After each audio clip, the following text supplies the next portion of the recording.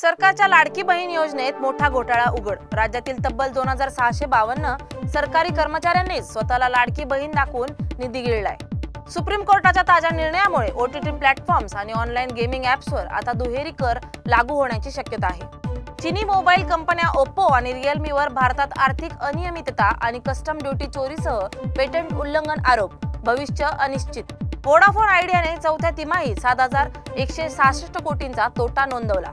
आर्थिक सुधारणा दिसून रुपये 20,000 कोटी निधी उभारणीस संचालक मंडळाची मंजुरी।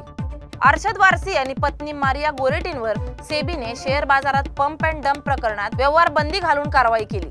जे सुपर स्पेशालिटी रुग्णालयासाठी आशियाई विकास बँकेच्या सहाय्याने 272 कोटींचा निधी मंजूर, उपचार क्षमता आणि सेवा विस्तारणार। पालघरमधील भाजप नेत्यांवर महिलेला विवस्त्र करून मारहाणीचा गंभीर आरोप, पोलिसांची सखोल तपास सुरू। धारावी पुनर्विकासात 50% जागा सार्वजनिक सुविधांसाठी आरक्षित, उर्वरित जागेत रहिवासी व व्यावसायिक पुनर्वसन होणार। रशियाने भारताला S-500 क्षेपणास्त्र प्रणालीचे भारतात संयुक्त उत्पादन करण्याचा प्रस्ताव दिला। S-400 खरेदीनंतर पुढील पाऊल। टाटा आणि एअरबसच्या भागीदारीत कर्नाटक भारतातील पहिली खासगी हेलिकॉप्टर असेंब्ली लाईन 2026 पासून H-125 हेलिकॉप्टर्स उत्पादन सुरू।